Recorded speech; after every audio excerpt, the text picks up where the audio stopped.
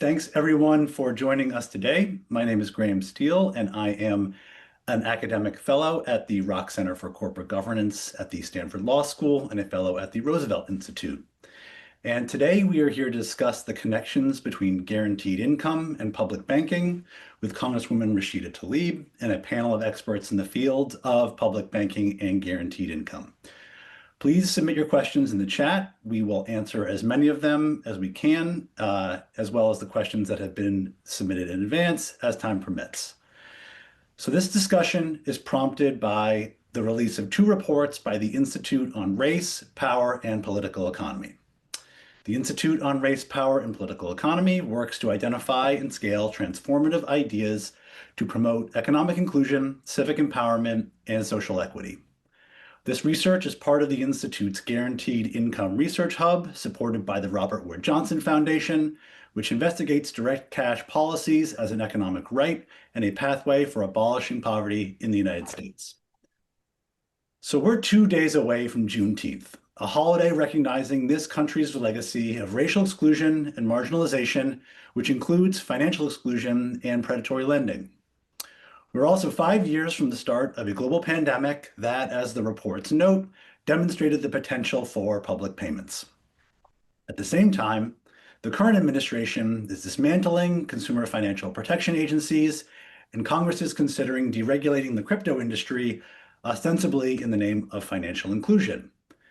And we are also living under an administration that is trying to use both public financial data and federal agencies to push certain groups, immigrant populations, climate groups, and democratic cities out of the financial system.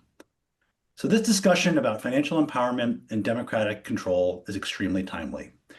And I can't think of anyone better to begin this conversation than Congresswoman Tlaib, the champion of public banking policies in the United States Congress. Rashida Tlaib is a mother fighting for justice for all. She is a Detroit native of Palestinian heritage, a progressive leader, mother, daughter, friend, and community advocate. Born to immigrant parents, she built a career as a public interest attorney, challenging corporate abuses and protecting our civil rights. She made history in 2008 by becoming the first Muslim woman to ever serve in the Michigan legislature, and then again in 2019, becoming one of the two first Muslim women in Congress. As a congresswoman, she has fought relentlessly for the 12th district and vulnerable communities around the country, fighting against corporate greed, advocating for clean air and water, social justice, ending poverty, strengthening public education, and more. Congresswoman Tlaib will not give up the fight until every person has an equitable opportunity to thrive.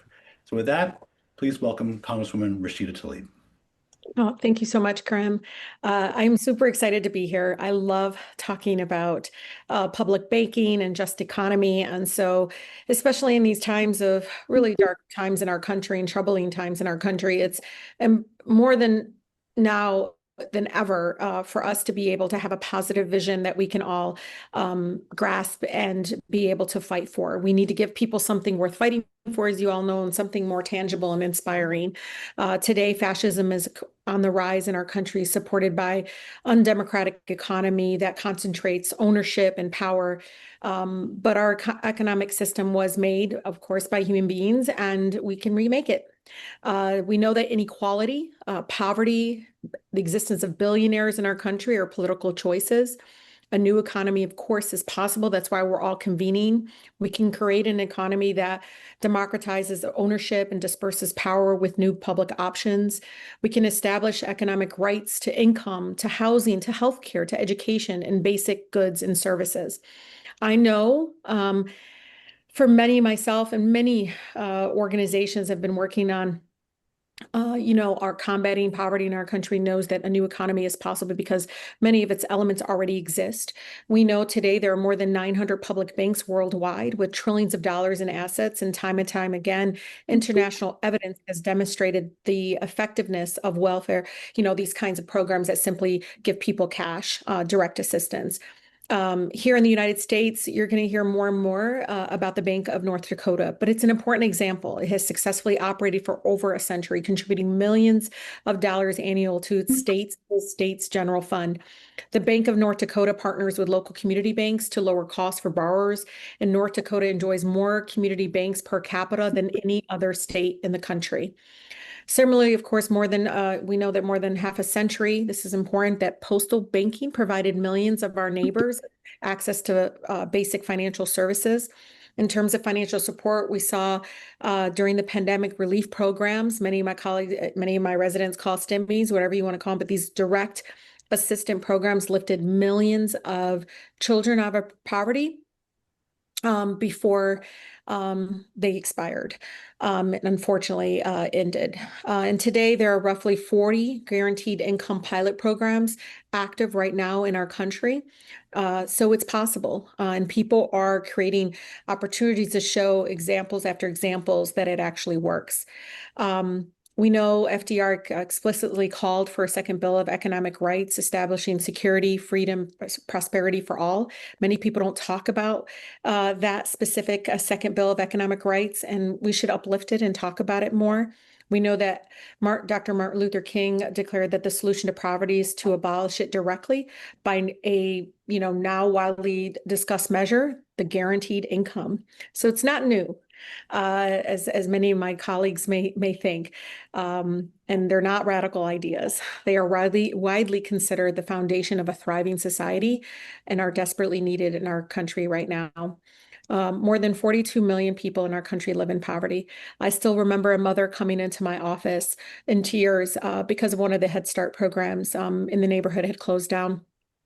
And through a translator, I was trying to tell her I'll find her another program. And for her, it wasn't the development programs, but the fact that she says to me through a translator, but this is the only place that my children can eat twice a day. We know that today, millions of people do not have checking or savings account, and our private banking system is predatory and discriminatory, and they don't care about the poverty in our country. And again, research after research shows that only alone in my own district, Detroit area, when a community changes and more Black and brown people move in, the financial institutes move out, then predatory payday lending and check cashing companies move in. And we see that all throughout my neighborhoods that I represent. But we know the problems don't stop there. I want folks to think about decisions about how we invest and allocate, resources are really decisions about what our collective future would look like. So why is such decision-making power concentrated relatively among a small number of private individuals? And, a lot of people don't think of it that way, but we need to put the mirror up and say that's exactly what's happening. We know that public banking can democratize investment. We can have more oversight. We can have more of a say. They can bring transformative change to our communities that desperately need it, providing affordable housing. I just believe it's going to be us, not the private sector, that can truly do it. Public banks can also, of course, build new democratic economy by supporting cooperatives, community solar projects. Big issue in Detroit, we want more community land trust and worker cooperatives and public goods. So the work you are advancing today, all of you, is so critically important. This is the moment in time where people want to see some sort of light, some sort of opportunity where they have the power to change it. As somebody that has learned in the 7 years I've served in the United States Congress, that this institution is broken. It will not move until we make them move. So we understand the power that we have. I remind people all the time, we did not get the Civil Rights Act, which still isn't perfect, nor did we get the right to organize labor because the President of the United States or Congress members got up one day and said it was a great idea. It's when the outside made them move. And so again, please continue to demand, push for ending poverty, the End Child Poverty Act that I've introduced. We have amazing youth homelessness guaranteed income pilot program that we want to put out. And of course, in pushing the Public Banking Act. So again, thank you all so much as you come together to work on these issues. I know that transformative change will come from the outside in, and you all working on this and moving this institution I work in is what's going to make this achievable. So thank you again, and really, really glad to see California Public Banking Alliance represented here today, who've been a great ally in this movement and really has been a great partner in introducing the Public Banking Act. Thank you all so much again for having me. Well, great. Thank you so much, Congresswoman Tlaib, for those inspiring remarks, and again for joining us today. So now I'm going to turn it over to Terri Friedline, the lead author on the two reports, to present their findings. She is a professor of social work at the University of Michigan, so I guess from Detroit to Ann Arbor now, where she writes and teaches about racial capitalism, technology, and the financial system. Terri is also active in policy, having served on the Consumer Financial Protection Bureau's Academic Research Council, presented research before financial regulators, provided written testimony to congressional committees, and served as an expert witness in discrimination lawsuits against banks. So with that, I'll turn it over to Terri. Well, thanks very much. Thanks, Congresswoman Tlaib, for your remarks. Thanks, Graham, for the introduction. And thanks, everyone, for being here. I'm really grateful for this collaboration with Darrick and Sarah and the Institute for being able to showcase public banking, which is something that people have been working on for over a decade or more here in the United States, including Trinity, whom we'll hear from shortly, as well as in the guaranteed income space. And Amy's going to talk about the growing momentum there. Before I begin sharing slides, I want to do two things. The first thing I want to do is just briefly mention organizers, advocates, scholars who are thinking about and working on money as a public good. So this includes the Public Banking Institute, the Public Banking Project, New Economy Project, DEMOS, California Public Banking Alliance, and the dozens of public banking coalitions that are working around the country. There are scholars like Graham, who's moderating our webinar, as well as Sally Amarova, Mercer Bradaran, Raul Carrillo, Rohan Gray, Andrew Douglas, Mike McCarthy, Tamara Knopper, and many others. We're here today to talk about our work and our reports, and I also want to share that we're in great company with folks who are thinking about money and finance in really critical and creative ways, including the possibilities for institutions like public banks to invest in the public good, the infrastructure, the resources, the opportunities that people in communities really need to live with dignity and support their well-being. And the second thing I want to do is say, what's important to me about public banking. So how I approach public banking and as an academic, and that is from an analysis of power. So money is power. Studying money and banking and finance is about studying power. It's about how much a city spends on policing its residents versus funding the infrastructure for potable drinking water, affordable or social housing, public transportation, public libraries, grocery stores, and swimming pools. The representative mentioned worker cooperatives. It's about marshaling capital to secure the grid so that people don't freeze to death in their homes when a winter storm knocks out the electricity. It's about making sure that water infrastructure doesn't fail when a city is overcome by wildfires. And I think that power, along with our public money, should be in the hands of people, of workers, of those of us whose material conditions are shaped by people who don't really have to bear the consequences of their decisions. So people with enough wealth to buy themselves out of consequences that the rest of us are forced to live with or to die from. And quote revolutionary George Jackson, dying when people could be saved or living butchered half-lives. Those consequences are not inevitable. We have to work to make sure that they're not true, and we can intervene. And so I'm hopeful for public banking as a way to shift money and power and really help stitch democracy and solidarity into our economy. So with that, I'm going to share my slides and talk through some of our reports. We published two reports on public banking.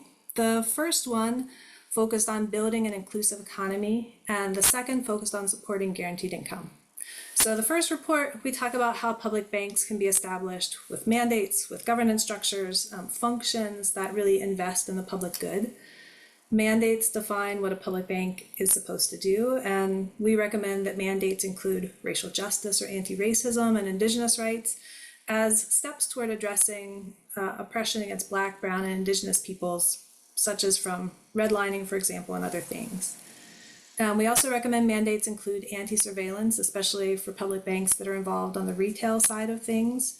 And this ensures that people's financial data and information isn't being shared with immigration and customs enforcement, for instance, which should be abundantly clear why that's important. In our second report, we talk about how public banks can be designed to support guaranteed income and cash payments. So public banks and guaranteed income are complementary policy approaches, and we really want to encourage people to think about them together. This leans a little bit more into public banks that are involved with retail financial products and services, so like bank accounts and checking accounts. There are lots of guaranteed income programs operating around the United States, and it's like pretty common for each guaranteed income program to have to come up with its own system for dispersing payments. This means navigating a patchwork of financial infrastructure in the unique places where guaranteed income programs are located. This is complicated work. Guaranteed income programs spend a lot of administrative capacity to figure this out. And there are public banking options, and Representative Tlaib has introduced legislation for several of these options that could provide financial infrastructure to send people cash quickly and safely. So let me give a little more detail about public banks, what they are and how they operate. This is a new idea or policy approach for you. So Representative Tlaib mentioned that public banks are common around the world, and indeed they are. We only have a few examples here in the United States. The Bank of North Dakota is one of them, but we also have tribal banks owned by sovereign nations. Bank of North Dakota is a state-owned public bank. So they have a track record around the world of really operating successfully. We know some of the numbers about how many banks and how many assets they manage from research by political scientist Thomas Moreau. So over 900 public banks worldwide. They control about a fifth of global assets, so no small number, $55 trillion.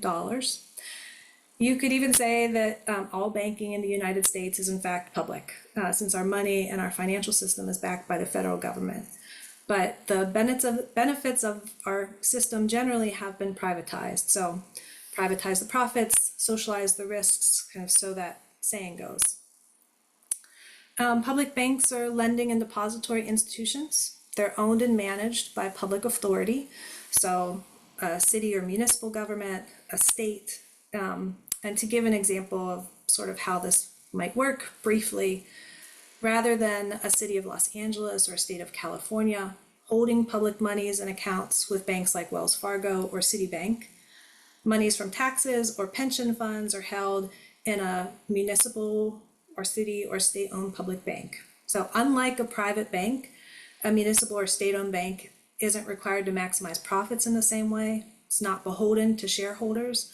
Public bank is beholden to its people. In this example, people of Los Angeles, the people of California, or wherever else a public bank is set up and established. The municipality or the state can then use monies in those accounts, can leverage the capital there for making investments back into local communities.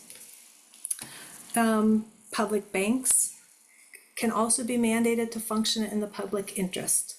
So mandates determine how public banks invest their assets. This, in the case of an inclusive or sustainable economy, maybe a public bank is mandated to focus on infrastructure, like water and sanitation, or affordable housing, or community land trusts, or the things that that particular place has decided it needs.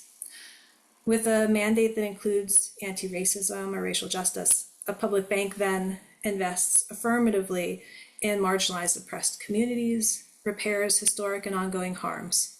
So a public bank could be mandated to make sure that people living in Flint, Michigan have potable drinking water. Example from Michigan, since that's where I'm joining you from. Even if the president cuts environmental justice grants or revokes civil rights settlements, a public bank could be mandated to make sure that people who are living in Dundas County, Alabama don't have to deal with raw sewage in their yards. Places in these examples with majority Black residents, many who are poor, whose material needs aren't being prioritized by a government and who've been exploited or abandoned by private finance. Many of the water and sewage crises in communities around the country have been exacerbated by financing from private bond markets. So a public bank could have a place here to invest and make sure that some of those needs are met. It could be mandated to function in the public interest, invest in communities' needs, and in this case, prioritize racial justice. In the case of guaranteed income, looks like maybe I'm one slide forward. A public bank can help with some of the administrative capacity in providing systems for disbursements. So sending money like quickly and safely when people need it. Graham mentioned noticing what happened with payments during COVID-19. We saw the importance of being able to send cash payments quickly when the federal government issued economic stimulus payments, when we expanded the child tax credit. You could get these payments pretty quickly and easily if you had a bank account on file with the IRS. But if you owed the bank any money, like overdraft fees, then the bank might have taken a cut off the top. So the bank might have garnished money from your stimulus payment and left you with less emergency relief. If you didn't have an account on file, then you might have waited weeks or months to get your money. And we know that it's really like minutes and hours that matter most when you're in a crisis. 3 months after an emergency has happened is too long to get your relief. And COVID-19 has been public health crisis, economic crisis, caregiving crisis, climate crisis, so like all of these things sort of rolled into one, and at times when people can't afford to wait for their money. Regardless of a crisis, there's an ongoing need to figure out how to send people money. So this includes for guaranteed income, which is about sending reoccurring, no strings attached cash payments to people and families so that they can better meet their material needs. As I mentioned, guaranteed income and public banking, these are complementary policy approaches. Momentum for each has been growing for a while, but that momentum's been kind of like running on parallel tracks. In our second report, we have a timeline that highlights key events in guaranteed income and public banking, showing what's been happening at least since 2010. So we do know from civil rights that guaranteed income has been proposed, like the National Welfare Rights Organization and Johnny Tillman and Martin Luther King in the 60s were talking about guaranteed income. So our timeline is a little abbreviated, looking at sort of the contemporary push, but just to give you some examples, in 2016, the Economic Security Project formed and it launched a bunch of guaranteed income pilots around the country. So there was a big push to expanding guaranteed income programs at this time. That's the same year that people began to organize for public banks after getting cities to try and divest from Wells Fargo to move their money out of the bank because Wells Fargo was financing the Dakota Access Pipeline. A couple years later, in 2019, Stockton, California launched its groundbreaking guaranteed income pilot. That happened to be the same year that the California Public Banking Alliance was successful in getting legislation through the state legislature to enable cities around California to create their own municipal banks through the California Public Banking Act. So there are a number of sort of parallel complementary events in this timeline, really pushing to move guaranteed income and public banking forward. Importantly, behind each of these policy approaches, there are coalitions, there are organized groups of people that are building power for guaranteed income or public banking. There are a couple of public banking options that could help programs or governments solve the logistical hurdles of distributing guaranteed income. Just mention briefly a few of those. eCash is one, which is a digital form of cash issued by the federal government. So there are legal scholars that have developed the possibility of eCash, and it's been supported by Representative Tlaib's office. And this would provide a way to send money digitally to individuals. A state or municipal public bank that can support mission-driven or community financial services like community development financial institutions. These institutions are already providing retail banking to their customers, and a public bank could support that. California is also considering Cal Account, which is a statewide retail banking option. It uses an online debit card that's no cost, it's no fee, it's FDIC insured. And an option like this, like Cal Account, could make it easier to send people money. There's already an account potentially set up where a person can get direct deposit, they can get recurring cash payments, and a guaranteed income program could use that infrastructure.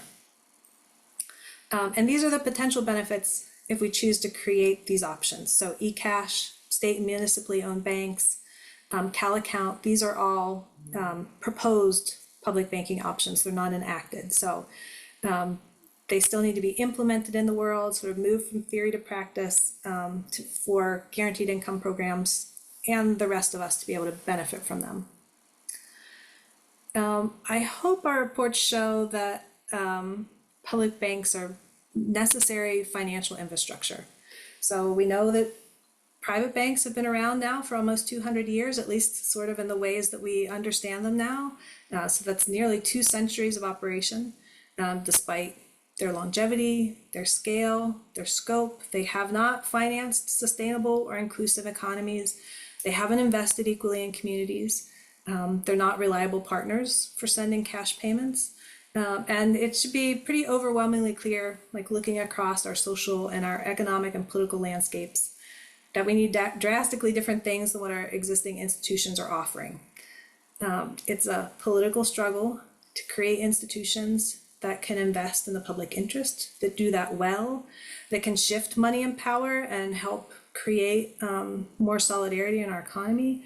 And even once public banks are established, so even once that hard work sort of bears fruit, the political struggle is going to be ongoing to hold banks accountable to their mandates. And it's important and worth it because we will have new crises like COVID-19 or floods and wildfires, or we will need to support sustainable food systems, affordable housing. We know that jobs aren't paying living wages, that childcare is too expensive, landlords are evicting families from their homes, and we have possibilities like guaranteed income programs that are stepping up to help, but logistical hurdles kind of make it harder than it should be to send people cash.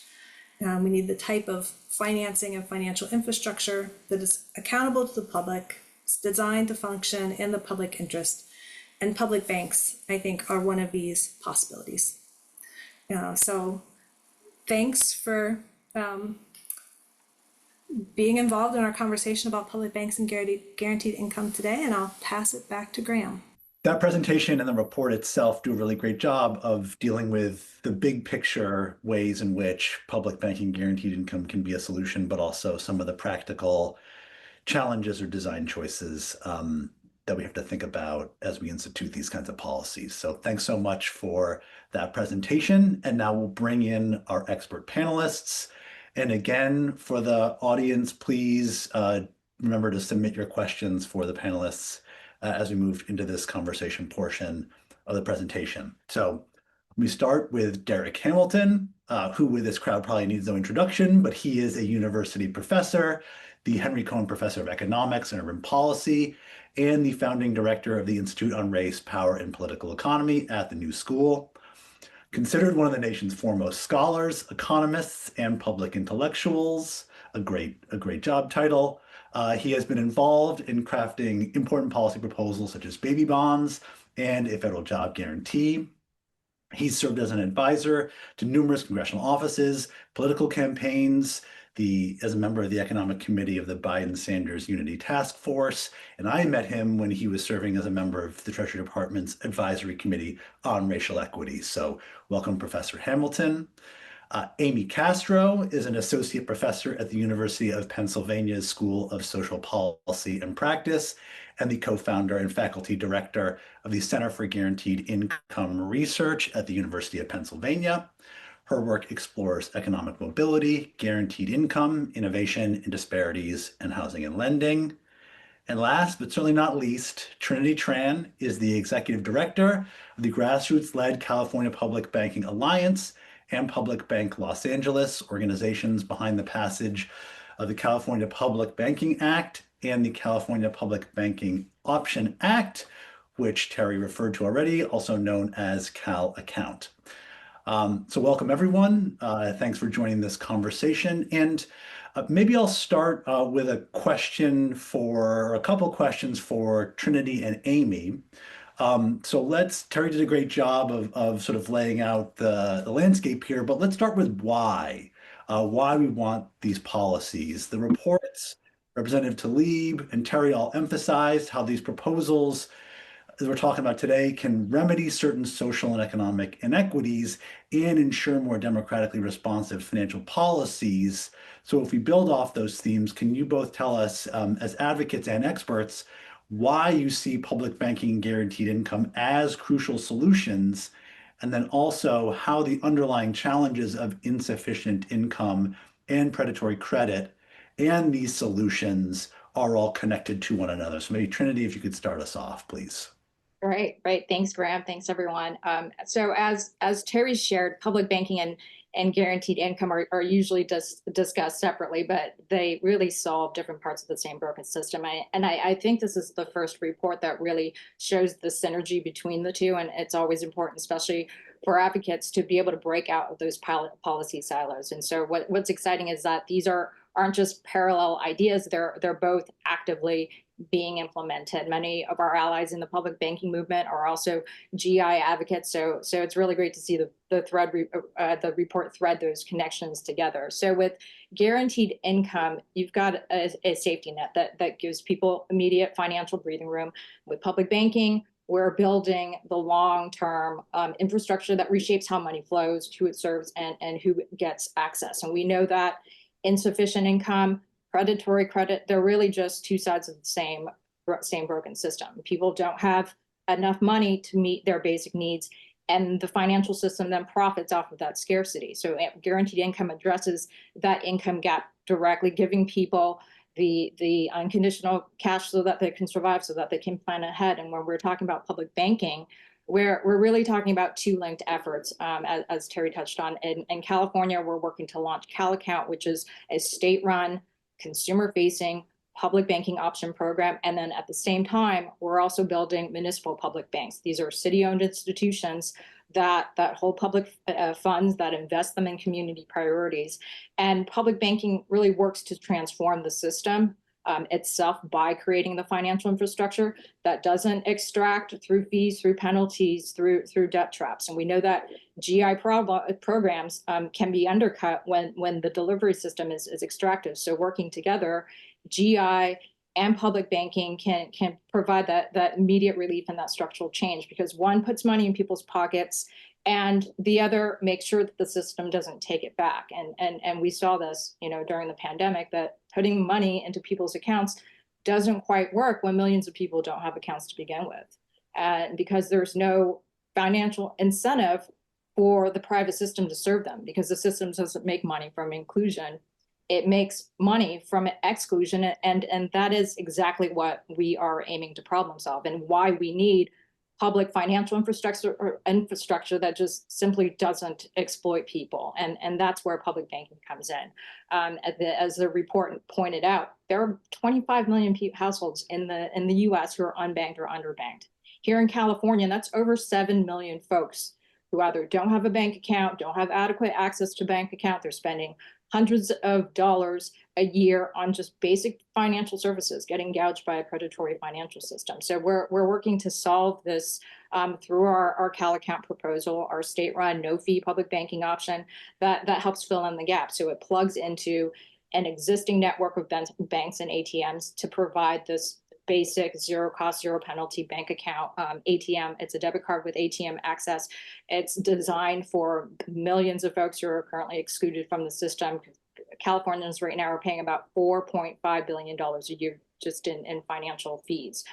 So our public banking program is about really treating banking as a public utility that's free and accessible for all. And by replacing the kind of costly financial alternatives that will help then families save what we're expecting to be at least $45 million that's going to be injected back into the Californians economy in the first year alone. And as Terri touched on, CalAccount could really complement guaranteed income by serving as a platform to potentially administer or disperse GI payments and streamline distribution, and also help cut down on third-party administrative costs for the state.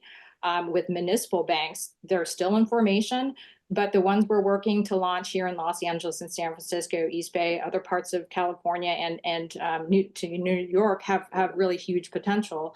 They're shifting dollars away from Wall Street. They're using public balance sheets to fund what our communities need with affordable housing, infrastructure, small businesses, and a public bank could do a few things for GI. It could issue loans to cities or counties to help sustain guaranteed income programs. It could provide low-cost loans to community lenders or departments running GI programs. A local government could not only distribute guaranteed income, but the city could also run the bank that it uses to do so. So that's what a municipal public bank makes possible. It could support faster, cheaper, more accountable delivery of GI payments, and that's especially crucial during economic downturns. So really the core connection here between the two, guaranteed income helps people survive today, and public banking really helps build a future where the systems that people rely on don't extract from them. One redistributes money, the other redistributes power, because it is clear that we live in a financial system that was never meant to serve working people. Predatory credit, financial exclusion, those really aren't isolated problems. They're built into a model that profits from scarcity. So we see GI and public banking as a way to break that cycle. And when they work together, they could give us a real chance to build a financial system that's driven by community power and centered on the public good. Amy, do you want to hop in from the guaranteed income side? Yeah, I mean, there's thanks so much, Trinity. I think you covered a good bit of it. The thing I would add is that when I think about, excuse me, my throat's a bit funky today. I think about guaranteed income, it's an individual level intervention, right? And so when we place it into a predatory environment or into an environment where we do not have protective pieces of legislation and public options, we're faced with this issue of clawback, right? And so we've seen this over and over again with guaranteed income programs where people, by and large, see the power of cash at times diluted by clawback with fines and fees. And in some cases that happens on the administrative side, both for those who are administering the program, but also happens for the recipients. So if you think about who is being targeted in a lot of guaranteed income programs right now, you're talking about people who have been sequestered into these sort of sectors of the economy or the market where they are channeled out of safe lending practices, channeled out of safe banking, and then we provide them with an individual level intervention like guaranteed income, which is phenomenal, right? But it's a short-term individual level intervention. It cannot resolve the fact that we have predatory lending. It can't fix the fines and fees that chase families, particularly from things like mass incarceration, right? So when we think about pairing these two things together, California is a great example. Obviously, I'd love to test it there. You're talking about the fourth largest economy in the world. Who better to pair these two things together in this way that can provide a model for the rest of our country to learn from? I'll say more about that as we move forward, but I'm going to go ahead and get a drink for my throat, Graham. Great. Thank you so much. So great answers. And I think I totally agree. I think these are sometimes seen as two different worlds, but they really are intimately related. Darrick, maybe I can turn to you and just ask you. So as the reports note, private financial institutions have a history of excluding certain groups from the financial system, of engaging in predatory behavior as well when those communities are given access. We obviously have fair lending, community reinvestment, and other laws that are supposed to address these issues. But I wonder if you can talk a little bit about why those measures are falling short and why are strategies like public banking, guaranteed income, particularly important for advancing racial equity as a goal in the financial and economic system? I mean, we can look at data and see that certain communities have lower rates of being banked. We know lower rates of income, much lower rates of, not rates, much lower levels of wealth itself. And there's a reason why. The reason is that they're economically, politically, and racially vulnerable. Economically vulnerable because they simply have not had access to the means of generating income or wealth throughout history because of the ways in which our country has treated them with regards to access to certain public policy. And I can go through that in detail. But even in cases when they are able to amass resources, we can see vividly that those resources have been vulnerable. Perhaps the most egregious are just simply violence. When we look at the Tulsa massacre, which happened about 100 years ago, the Black community that had acquired some levels of at least working class or middle class status simply were terrorized overnight. We can go not 100 years ago and look at the Great Recession and see that they were targeted when they qualified for prime products with subprime products. We can see that statistically, and we can see it from a narrative standpoint. And why? Because we didn't have a government that was willing to enforce laws, regulations, and other malfeasance that's directed at a population because they didn't have the political power to demand it from their government, and they were racially marginalized in such a way that they were not protected in the same way. So I could keep going. I promise you, Graham, we can look at contemporary cases, but to move on with trying to get to the point of what we can do about it, what's so beautiful about inclusive economic rights, they don't solve racism, but they go a long way towards mitigating the lure towards racism and also towards providing people with the resources they need so that they can have authentic agency in their lives. So what do we know? We know in America that if you don't have access to income, you don't have agency in your life. All the amount of voting, all the amount of civil protest is limited if you're hungry. It's limited if you don't have just simply income. And then we can look at banking as well. In the 21st century, suppose you're able to get access to some income. If you don't have a place by which to store it without fines, fees, in this 21st century, you're vulnerable. So something like providing an assurance, a guarantee of a base level of resource, I see it as an investment. I see it as an investment to facilitate people to be ingenious, for people to be able to reap the rewards from their effort. So it provides a base level of resource so that they can actually reap the rewards from their income. And then I also mentioned the point about it diffuses the lure towards racism. Well, how does it do that? Well, we know in a society, and we can see it happening today, in America, after 50 years of stagnating wages, of growing inequality, sadly, when people's absolute status becomes vulnerable, they turn to relative status. And the lure for a strong man to come in and say, however bad your lot in life may be, at least you're not them. At least you're not a foreigner. At least you're not Black. And I will erect public policy and structures to further double down on your identity status. So I've been long-winded, but to just surmise and say that programs that ensure a base level of resource, like guaranteed income, like public banking, they provide a mechanism for all Americans to at least have some modicum of status and the ability to reap the rewards of their effort and ingenuity so that they're not lured into relative status of racism, sexism, or some xenophobia. All those things are necessary if we want a better society. Great. Thank you so much for that. I mean, Terri, I haven't asked you any sort of questions now so far, but do you want to reflect on anything that anyone has said so far? If not, I can move on, but anything about what some of the other panelists have said that sort of provoke any thought in you?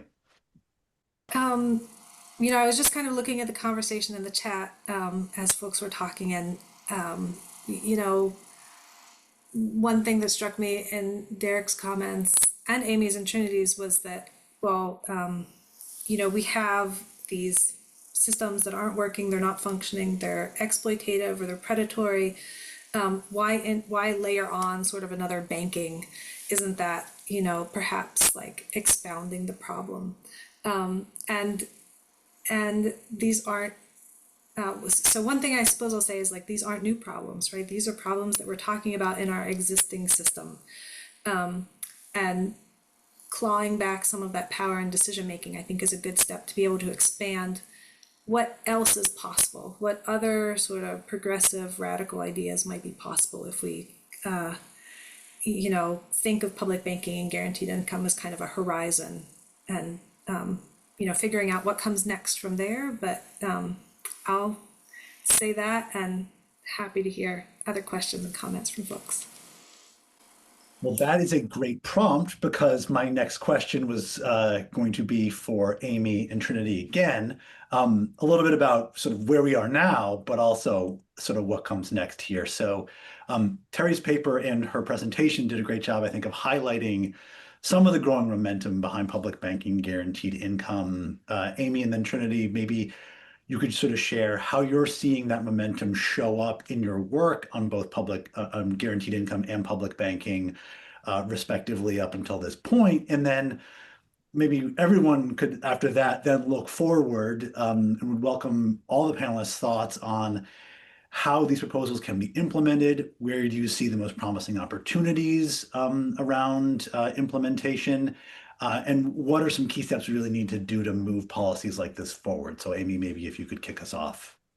Sure. Yeah. I mean, is it okay if I admit an error to 142 participants on the internet? What I mean by that is that, when we started out this work in Stockton, California, I'll admit, as a social worker by training and a social work scholar, I was incredibly frustrated with government.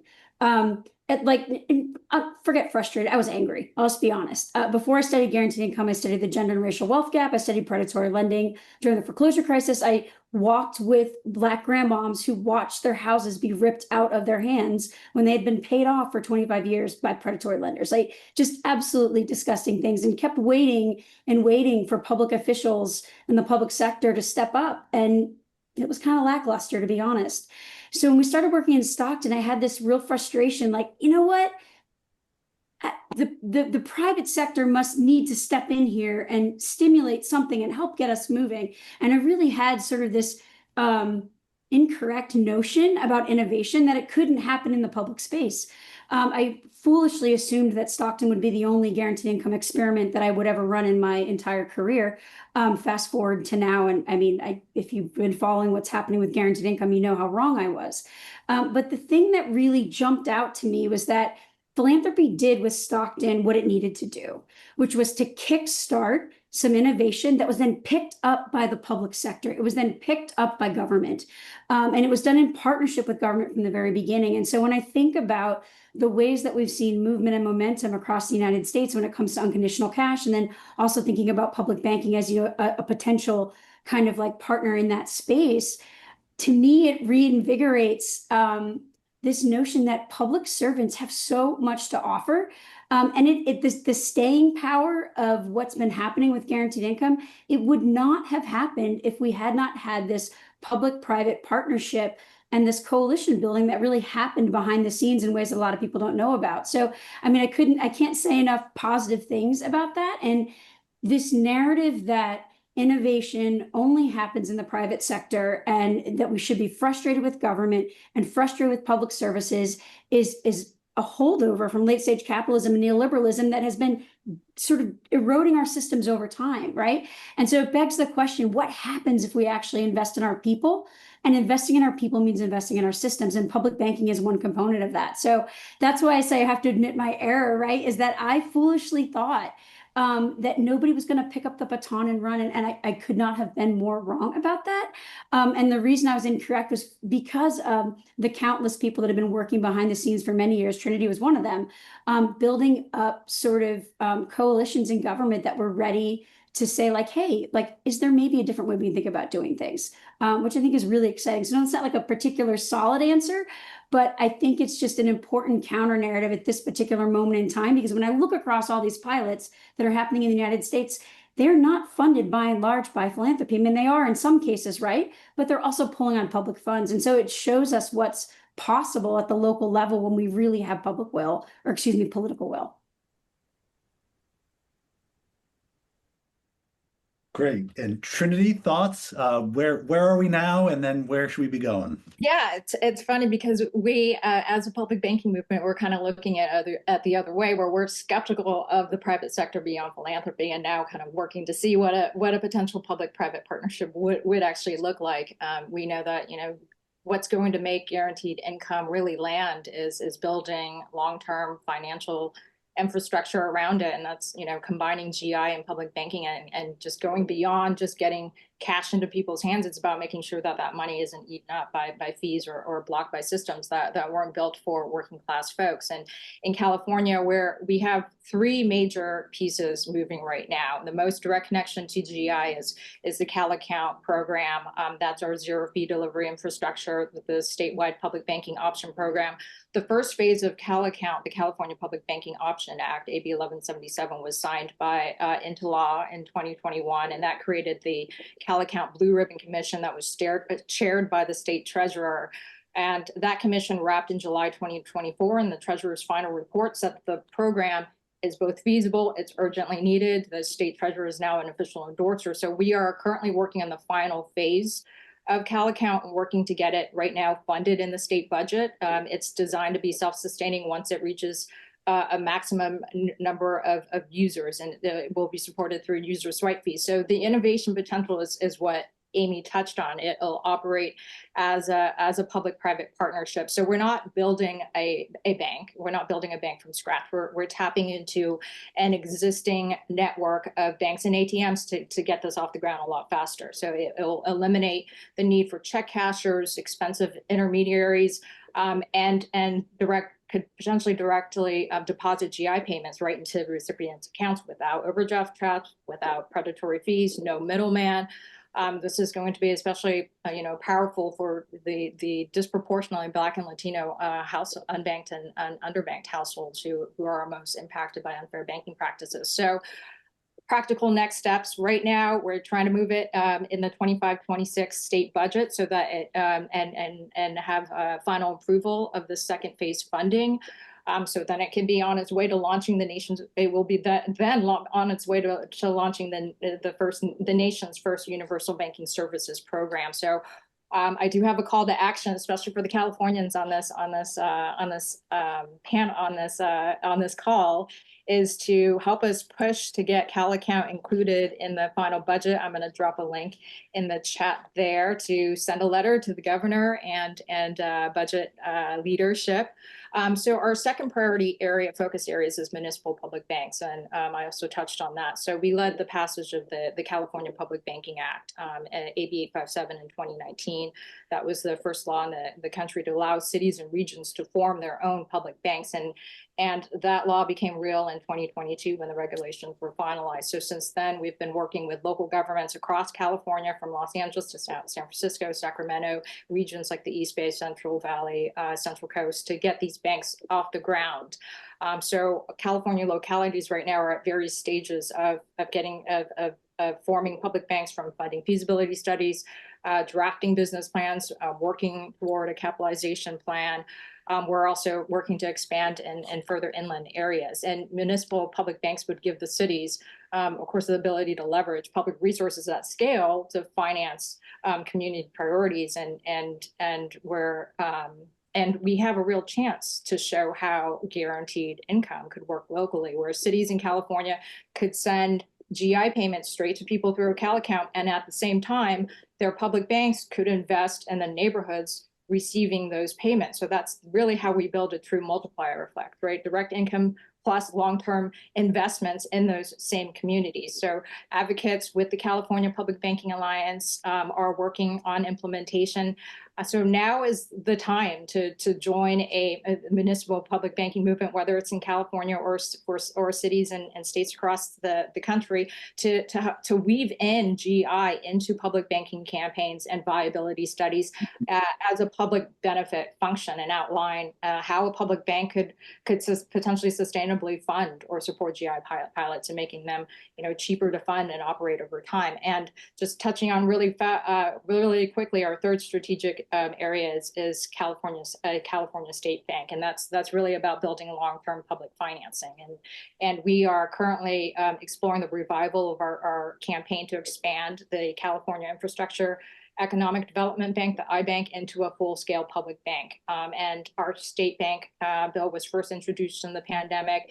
The goal, of course, is to enable the iBank to accept state deposits, access the Federal Reserve credit, and then putting public assets to work for low-cost financing for California municipalities and the state. So that could potentially provide capital to scale GI pilots across cities and counties, and partner with CalAccount to streamline access for unbanked, underbanked communities. So that's our kind of our trilogy, working in our work to create a public banking ecosystem, especially with federal funding shrinking. We have the state as well as municipalities across California looking at budget deficits. The urgency to revive a state bank campaign is more important now than ever. So if you're an expert, you're an organizer, you're a practitioner, and want to help us get build and revive our California State Public Bank campaign, and especially where it intersects with GI, reach out. Now is the time to really organize across movements. So GI advocates, CDFIs, community lenders, city leaders, community organizers. As we're moving right now from policy to implementation, we're building the infrastructure to actually deliver. So join the movement. This is incredible system change work, and there's there's an incredible amount of work that's been done as a grassroots volunteer-led movement on a shoestring budget. So now's the time to help accelerate this work. So join the fight. I'll drop our email and website into the chat, and feel free to reach out. Great. We are about to bump up against time, so maybe we'll do one. I'll try to collapse a few of the great questions we've gotten from the audience into one for all of you all. A theme I'm sensing here is, in this precarious moment, people are sort of thinking about how some of this stuff could go wrong, or how to ensure that these kinds of proposals accomplish the stuff we want to accomplish. So we've got questions along a particular theme, which is how we ensure that a public banker system prioritizes racial equity, how we define what public interest is, how we ensure these banks and other structures are really changing the system instead of repackaging existing hierarchies. So I don't know, Darrick, Terri, maybe I can turn it over to the both of you to reflect on how we prevent this, how do we ensure these kinds of structures accomplish the goals we want to accomplish instead of going wrong and ending up in the hands of an authoritarian regime that wants to further marginalize people. So yeah, how do you think about getting the best out of these proposals? So we know government can be remarkably predatory. We've seen lots of instances. We can look in our street right now and frankly see some of the inhumanity that's taking place. So that's the right question. I mean, the answer is ultimately a new paradigm, and a new paradigm that the people demand and bring about. At the end of the day, it is our government. It is our economy. So it is ours. A change will occur in a new type of government that would be living up to its fiduciary. And what is its fiduciary? Ensuring tranquility, ensuring human flourishing, ensuring that we have our ingenuity, ensuring that we can be self-determining in righteous ways. That is the responsibility of government, and it occurs ultimately when we demand it. Now, it's a longer, more nuanced question as to how we can get there, and trust there are a lot of people thinking about that and working on it. But just to bring it home to these two eyes really quickly, and that is their brilliance is in their simplicity. At the end of the day, if the private sector is inadequate and has been inadequate in assuring account access, assuring that we strategically invest public resource in ways that uplift communities, ensuring that people have a baseline level of income, then the solution seems to me pretty obvious, that we should make sure that people have a base level of income so that they're not vulnerable, so that frankly, they can get to work, so that they can actually be able to afford childcare to go to a job, so that they have a place to store their resources, a place for simple transactions, and so that we are thinking about public monies being directed in strategic ways that aren't exploitive, but rather empowering. And these are complements. So this is ultimately, I think, what the approach needs to be. And I'll say really quick, Graham, I know we're running out of time, but you mentioned some contemporary examples. During this pandemic, we perhaps had the biggest guaranteed income demonstration there was when the IRS sent checks directly to the American people. And you know what the result is? The result was when we faced one of the most catastrophic economic events, certainly in my lifetime, more so than even the Great Recession. We recovered really quickly.